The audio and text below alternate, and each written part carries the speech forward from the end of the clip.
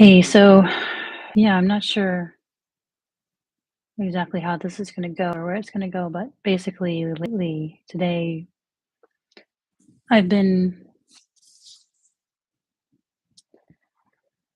kind of admitting to myself that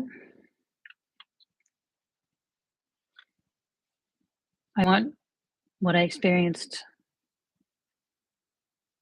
21 and a half years ago when I was 23. And somehow my consciousness expanded to all scales of the universe. And it was so far beyond bliss,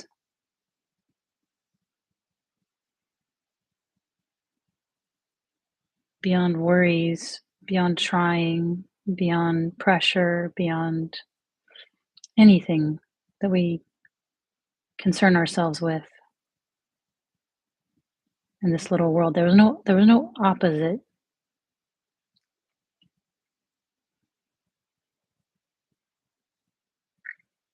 It was just existence, all of it, and it was good.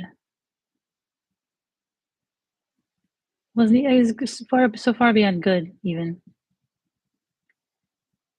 And having to sort of squeeze back down into being a human, worrying about money and betrayal and stupid shit and politics.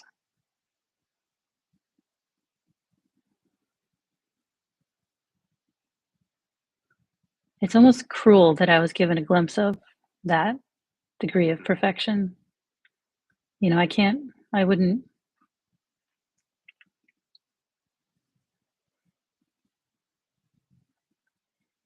I know it's probably much more proper, wise, enlightened, mature judgment, judgment, judgment, judgment to be grateful, beyond grateful for that glimpse. And it's possible to see that glimpse and translate it into your life in a good way, as opposed to something that you don't have anymore. It's the kind of thing where when non-dual teachers talk about like, oh, that's just an experience, that just you had your mind blown and now, but now you're back to your old identity, blah, blah, blah. Don't hang on to things that happened in the past. Like, I know that's what I'm supposed to do. Even my intuition says that's what I'm supposed to do, but somehow I'm stuck. I'm just admitting that somehow something in me is stuck on wanting that perfection.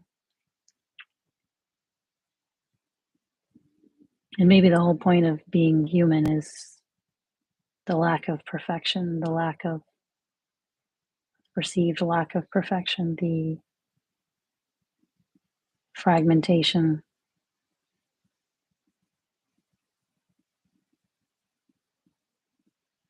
learning to judge and then learning not to,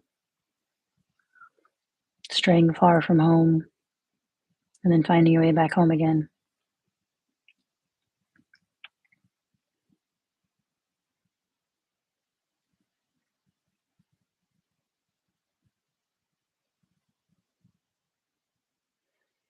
But right now, the feeling in my body is just like, no, I don't care about any of that shit. I just want it now.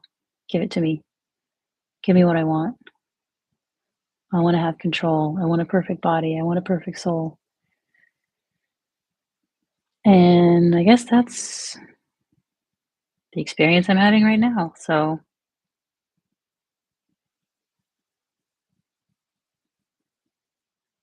everything passes, I guess. So, but I guess when it's happening, it's happening.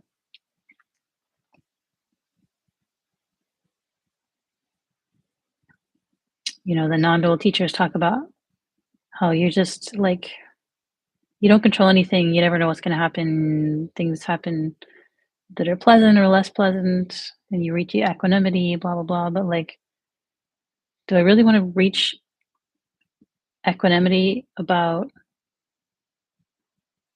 being at the mercy of the whims of God knows what.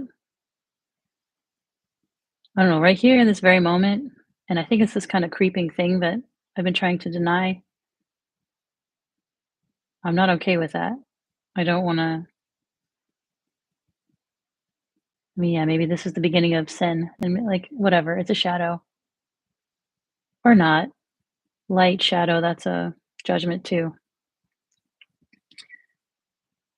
I feel so lost right now in this moment. I can try to reorient. Reorient to what? There's nothing to orient to. And yet somehow there is more skillful and less skillful ways of relating to life or being in life. And I do have some degree of equanimity about my current lack of equanimity, if that makes any sense.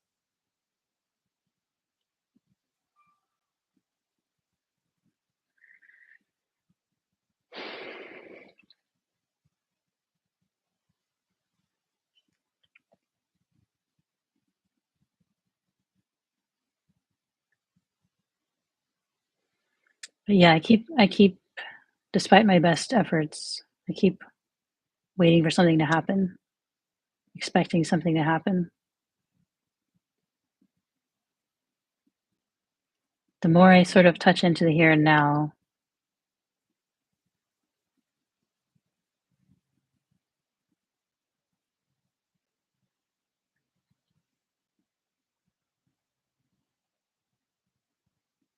the pushback gets more,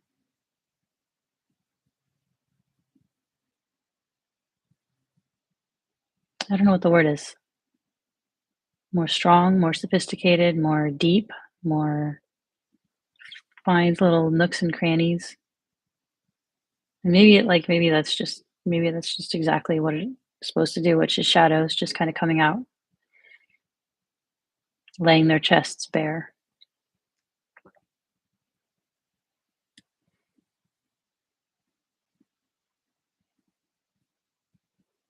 And that's how they find their bliss, their sweet oblivion. Or another word for sweet oblivion, I guess, is return to source, return to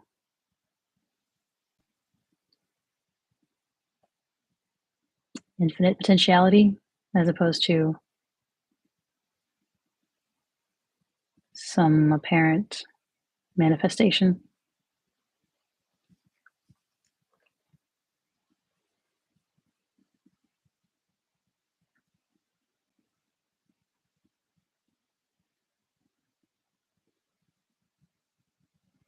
And I was sitting there thinking, like, okay, maybe I'm going to be this miserable as I am right now, or some shade of this miserable, or I'll keep returning to being this miserable for the rest of my life. And there's nothing I can do about that. I mean, there's nothing I can do about anything, apparently.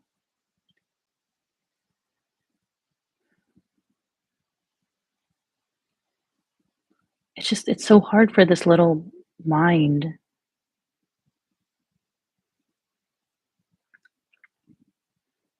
to live amid so much baffling paradox. And supposedly, so okay, what you do is you just sort of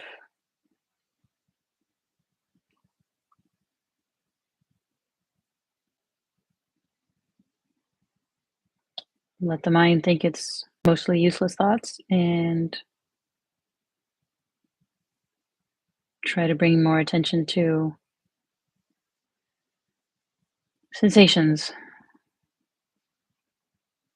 But when your sensations are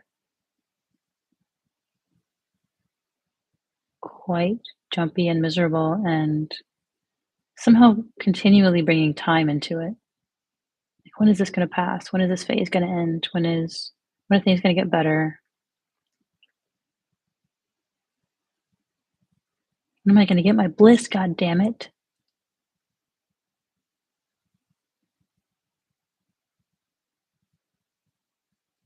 When am I gonna learn how to appreciate bliss when it happens and let it go when it's gone? How am I gonna learn to when and how am I gonna learn to appreciate and accept what I'm given and not want one speck more or less because, I mean, the teachers say that by definition, what you get is what you get.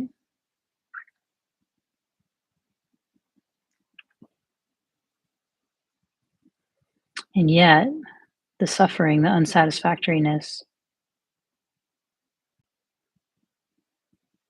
still pushes at us, even when we have so much. You know, Dr.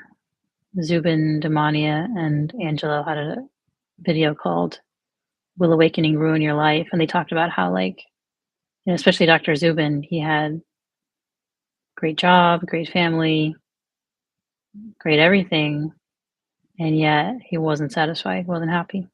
And he felt so like he felt shame for that. He felt like spoiled. Like, how dare I feel anything but satisfied with what I'm given? And yet, that suffering was a catalyst for,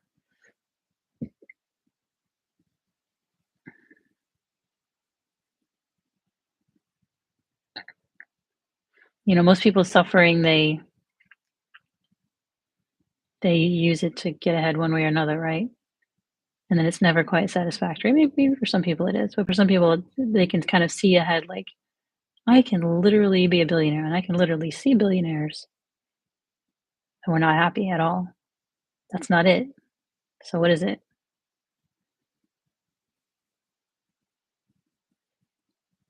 And then you somehow non-dual teachers come along and say, I know what it is.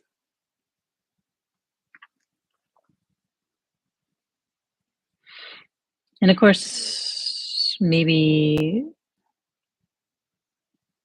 the end of suffering.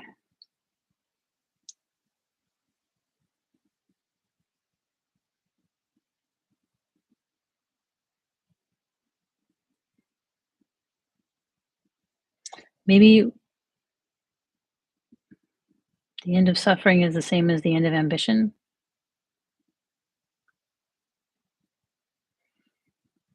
But you know, kind of, I've been into the Lord of the Rings lore lately, and the striking thing about Gandalf is that he's such a powerful being, but he's not interested in wielding power. He's interested in helping. That's it.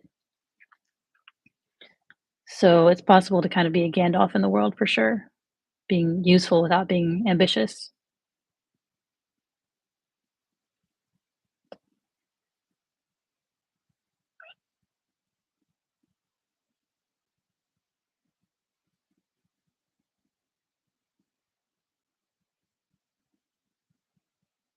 You know, he was a Maiar given his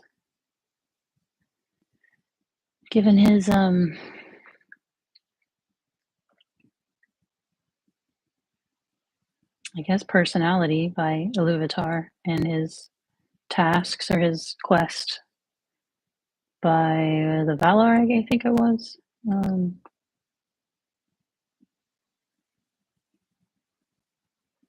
but he still kind of moment by moment had to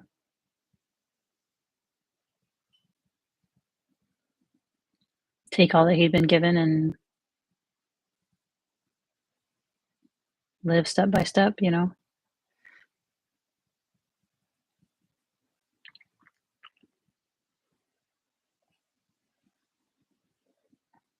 Certainly not knowing if, you know, if he would succeed, but knowing that at least he would behave with integrity.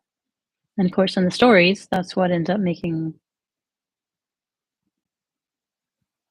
real meaningful success possible because, like, you know, like the with the Silmarillions, the elves who finally got him back, but only after committing atrocities,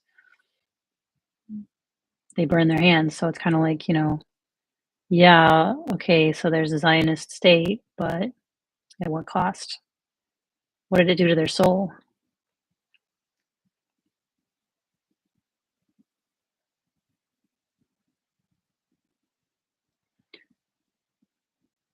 And when they destroy and foul large parts of, I mean, all pretty much all of Gaza and large parts of the West Bank, like they befoul it with sewage and trash and destruction of trees.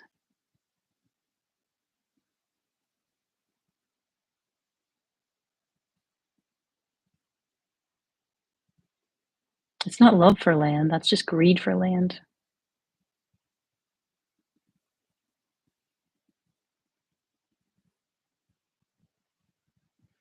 Anyway, we're all fallible, we're all human, we're all capable of being brainwashed into committing genocide. We're all capable of feeling so empty that greed is the only thing that feels.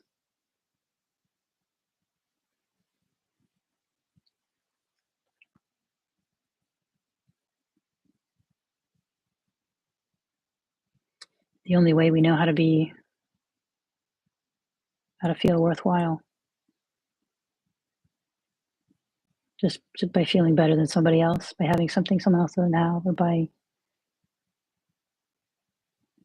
spiting your enemies, your perceived enemies, even if it's a projection based on something that happened somewhere else.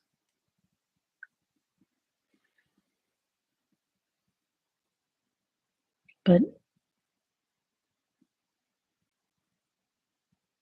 human nature being what it is,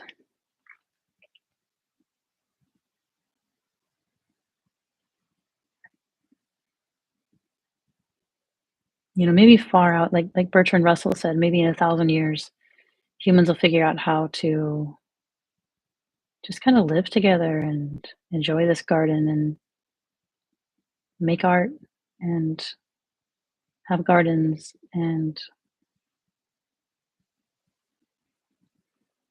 just do away with 95% of the misery that we create for ourselves. Probably never going to be 100%, but certainly half would be easy. We could go from there. Easy. Not easy because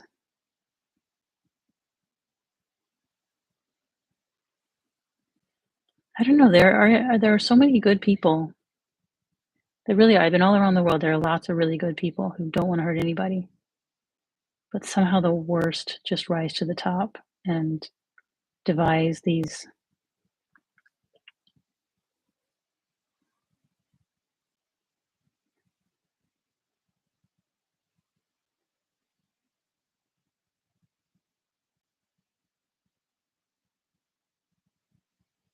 systems that get corrupted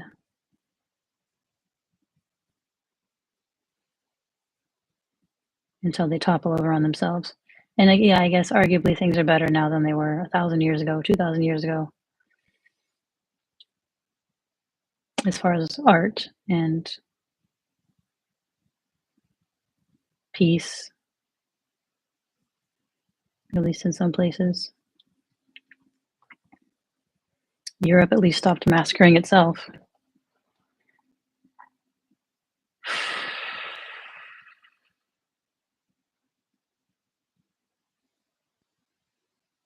Maybe on the whole, there's an upward trajectory with sort of jagged, century-long downslopes sometimes on the way up.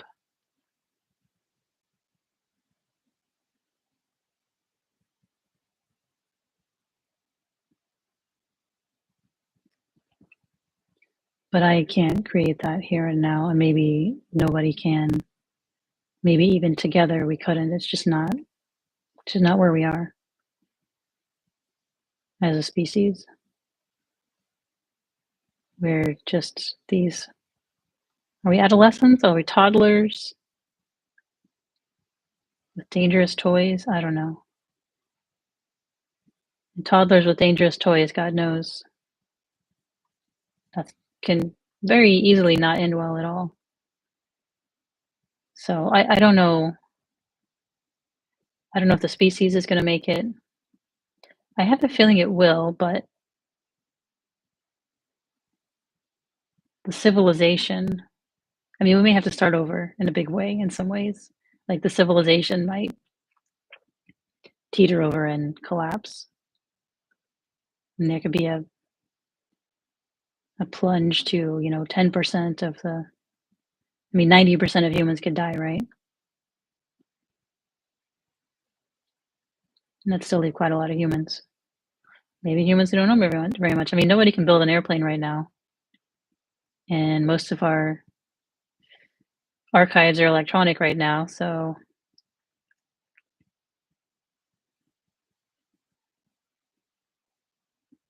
much of what we take ourselves to be could be wiped out in short order,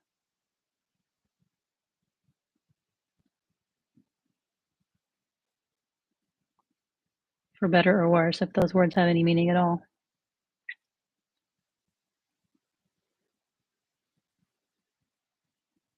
But certainly for now,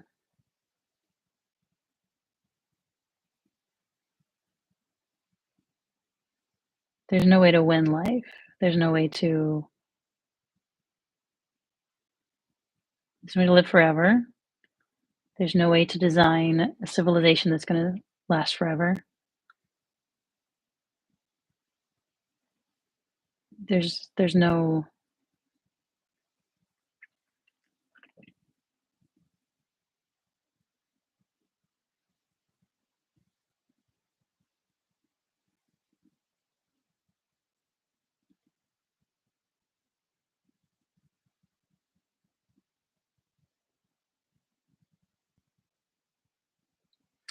When I was younger, I always imagined I'd leave some kind of legacy, or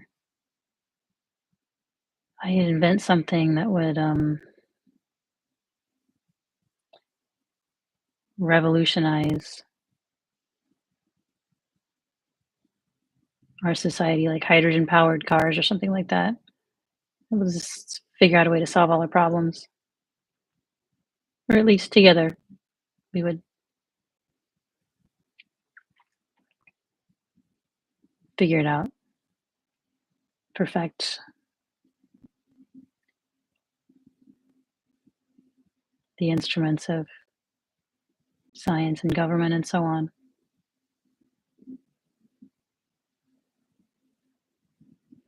As you get a little older and you see how many people are actively working to undermine that based on their own ideas of, well, we have to, you want me on that wall, you need me on that wall, as far as like they convince themselves that even though they're the ones committing genocide, the other ones are their barbarians. They convince themselves that they have to extract resources from other countries to ensure our way of life. They have to win the next election, otherwise, the evil other party will take over and do something even more evil than whatever evil I'm doing.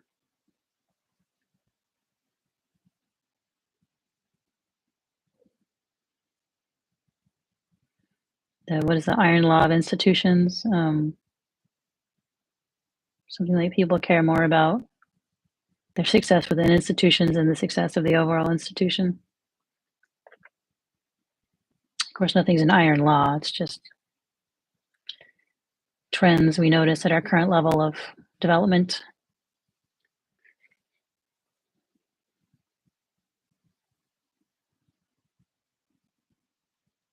And I can't change that. I can't fix that. I can't convince everyone to care about everyone. Can't even convince myself sometimes.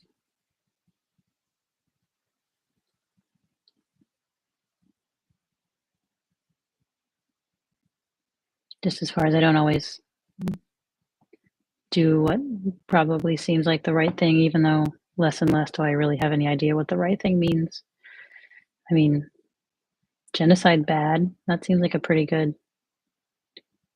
starting place. You'd think.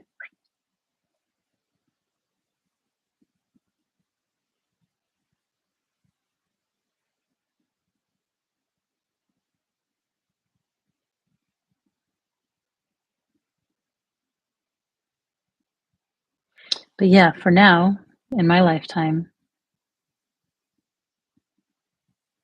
and pretty much all of human history so far,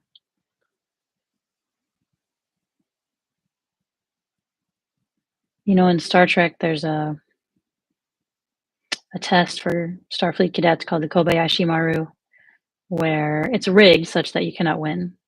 You can't win the simulation. There's like a battle or a um, confrontation, and the end result, no matter what, is your ship is destroyed. Like that's it. And I think the cadets don't know that.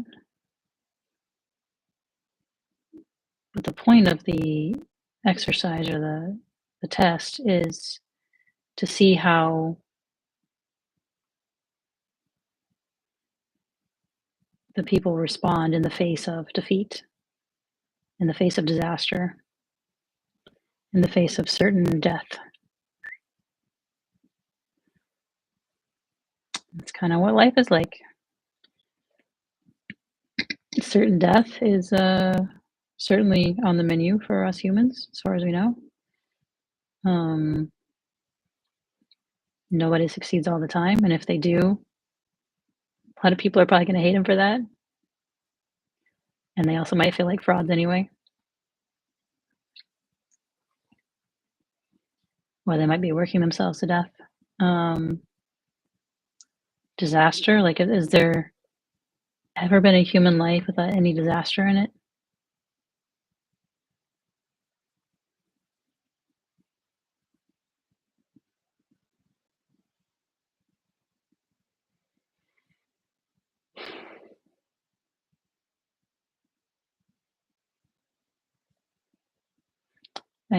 I said to Tomas at the observatory at the retreat in November that, the problem of birth and death is solved by the fact that in this moment there's no birth and there's no death. And if there was, it would be fine.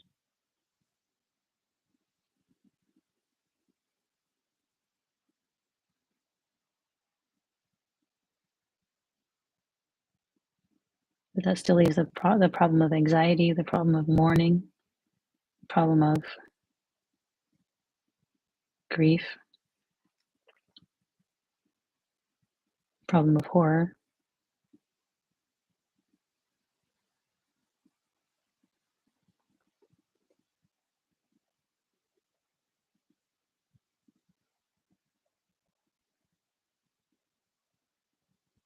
To have to watch the way that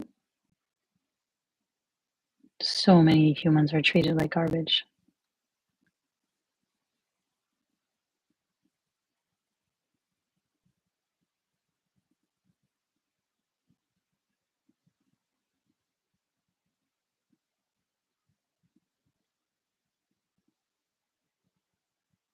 And I can't fix it. I can help here, I can help there, but I can't fix it.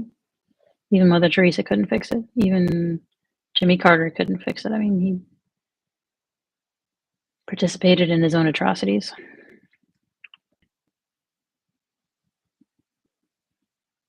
Even Jesus couldn't fix it. Even the Buddha couldn't fix it. What hope do I have?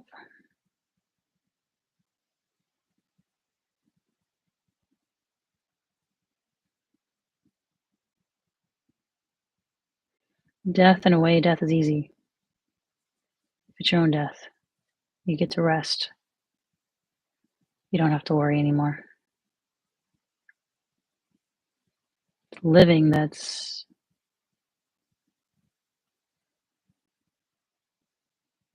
this maddening combination of fleeting and meaningless and profound and beautiful and ugly and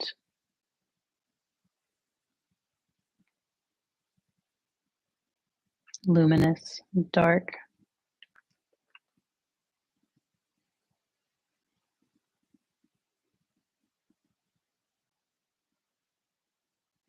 And that's all the dualities that the spiritual path tries to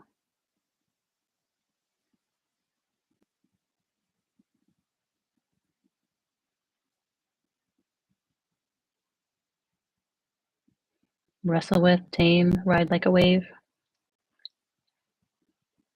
But you still don't know what it is. Still don't know why.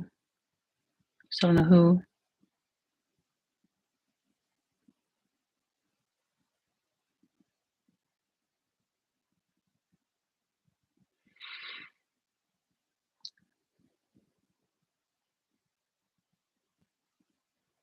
Yeah, it's like with that little bit of kind of self-structure collapsing,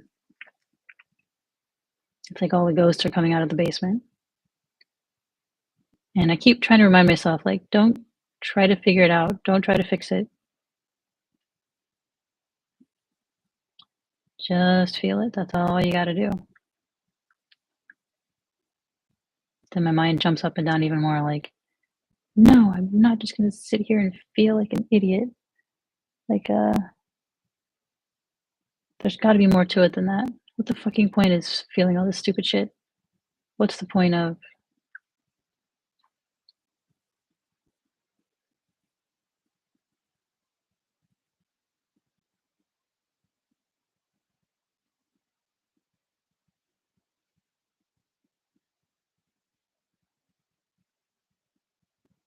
it grasps harder too. And I think it's even more nuts because it knows it has nothing to grasp onto, so it's just flailing.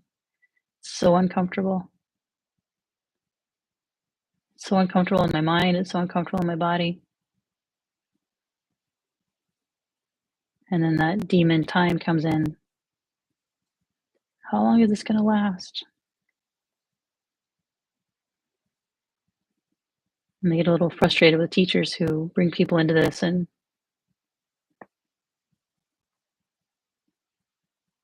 kind of warn them that, yeah, it gets rocky sometimes.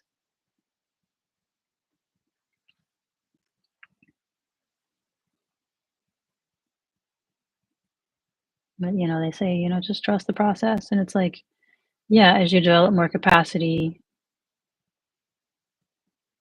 and then things get more tough. Develop more capacity, things get more tough. Develop more capacity, things get more tough. And it's like,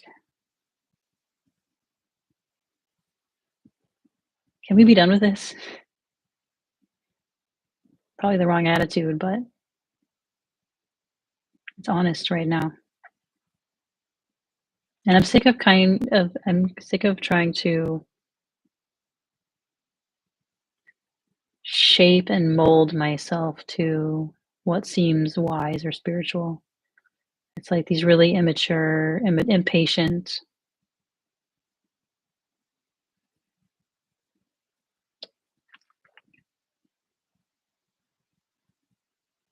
parts, I guess,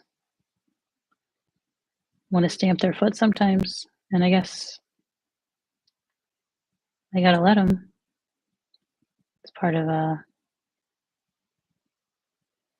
letting the shadow out of the basement.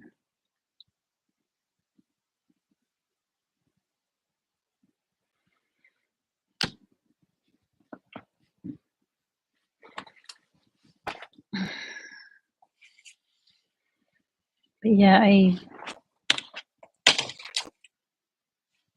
it makes me crave peace and bliss, even though that's not what you're supposed to do. You're supposed to take whatever comes.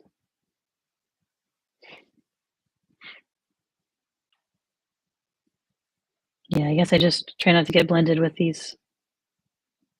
I mean, allow them without getting blended with them to the extent that's possible.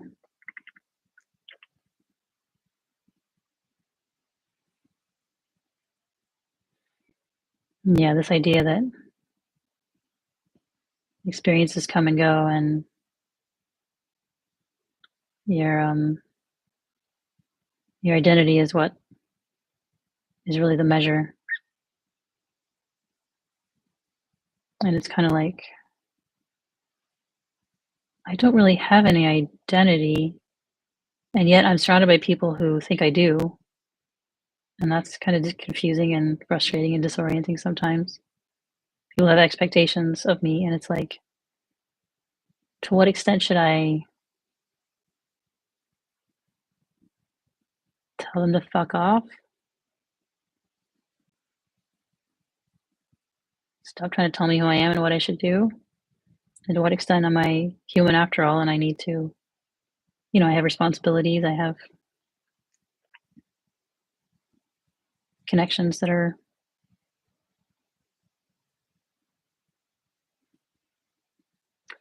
somewhere inside I know they're important, and obviously I'm not, like, just cursing people out or anything, but sort of politely declining invitations or whatever when I just feel like isolating,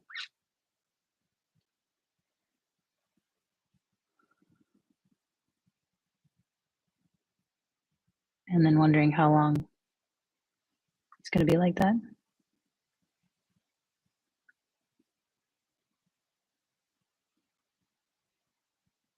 But yeah, so no identity to speak of, nothing to grasp onto, and meanwhile, painful bodily sensations and whirling thoughts that, because I have nothing else to cling to, and I'm still, I think, a little bit too afraid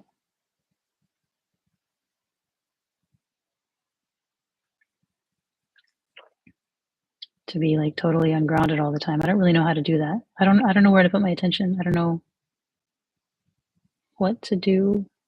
And I wrote the other day, like, I don't need to agonize when I don't know what to do. I don't remember why I wrote that.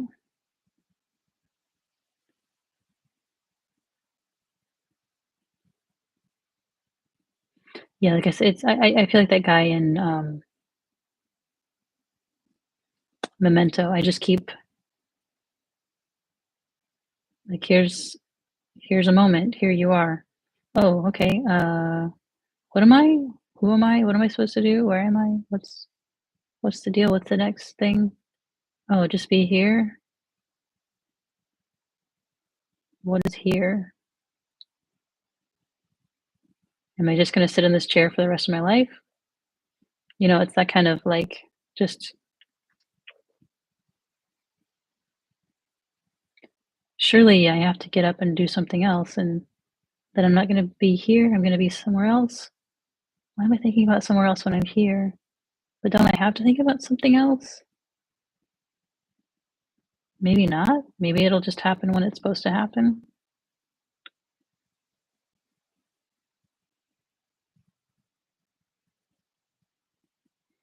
I guess it's an uncomfortable phase where you have nothing to grasp onto, but you haven't really let go either, so it's kind of a purgatory.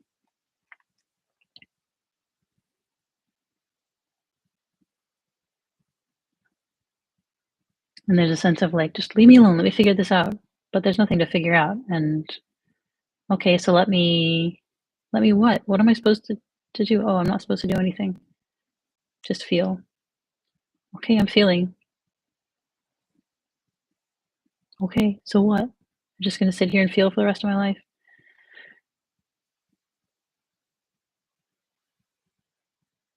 It's like, no, stop trying to figure it out. Just feel.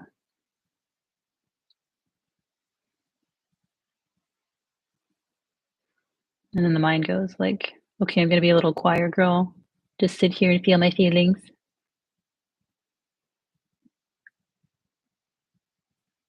I guess it's just noise. I keep getting it's almost like when the when the when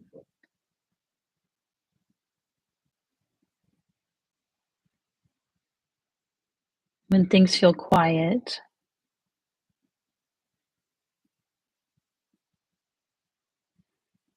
the noise of thought and sensation seems louder.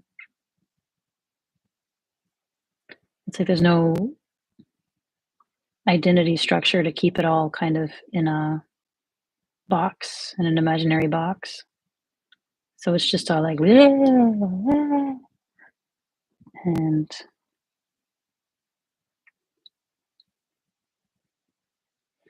that's where I'm at for now. And I guess when I'm in a given now,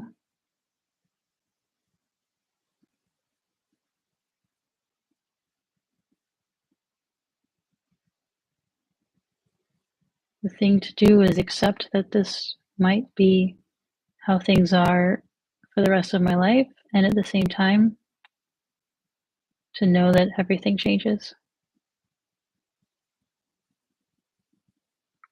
And I'm not going to figure that out. I'm not going to figure out paradoxes. That's the definition of paradox. It's unfigureoutable. My brain hates it. Just hates it so much. It protests loudly in plenty of new and creative ways.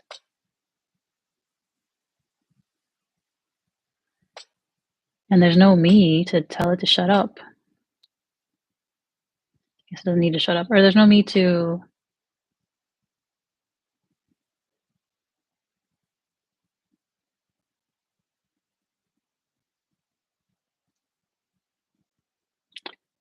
have any idea what to do about anything. And I try to come down to the single point, to the here and now. I try to feel, but it's so restless. It's buzzy, angry, kind of. And then thoughts come to try to justify the buzziness and angriness. Lather, rinse, repeat.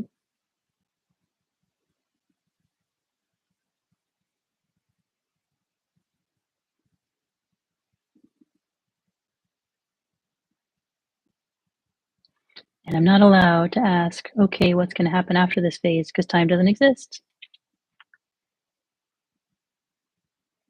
So it can feel like I'm stuck here forever. And then thoughts come about how terrible that is. And yet behind it all, there's kind of an amused presence.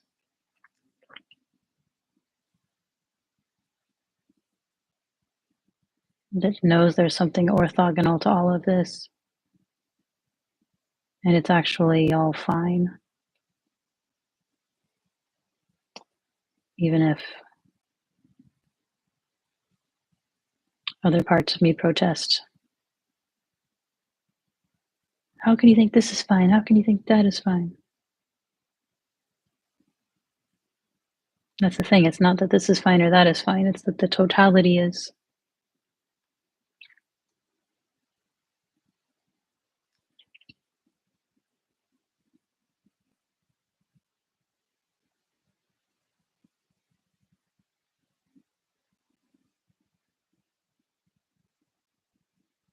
I don't know. You can't really say anything about it.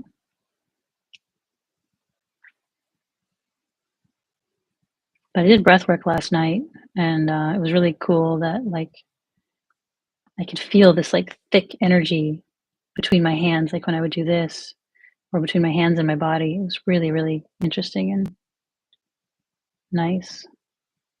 And I felt like some things moved. Maybe. Who knows? Who knows? Who knows?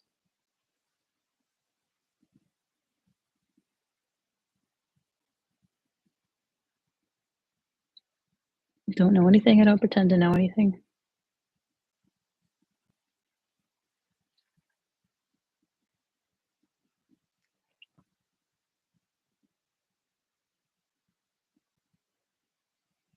It's interesting sometimes. It's squalid sometimes. It's contracted sometimes, most of the time lately. It's a little bit expanded sometimes, and then it's, you know,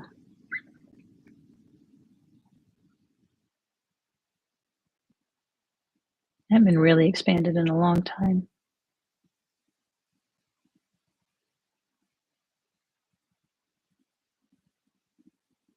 I feel like the suffering is really driving me hard, but I don't know. I don't know. Maybe it's all for nothing.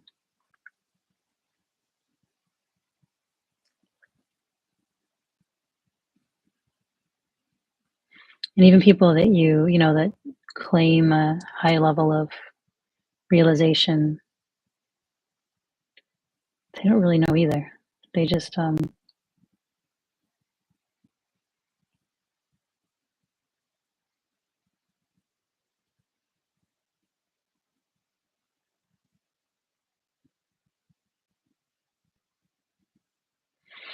don't know, what can I say? They claim things, and yet in some ways they seem as confused as the rest of us.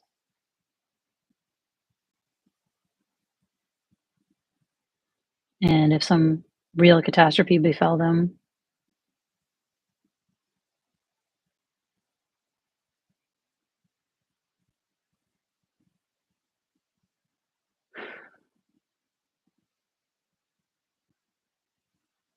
they might have some more reckoning, some more growth to do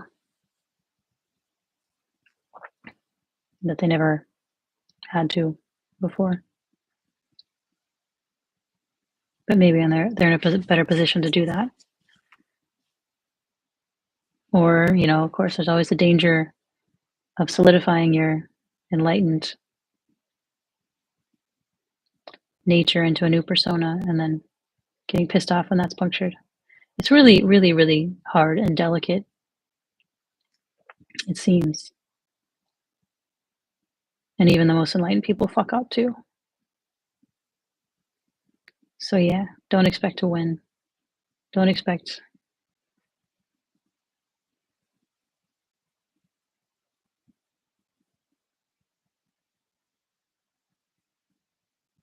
I don't know, maybe the fact that it's hard and confusing is the whole point.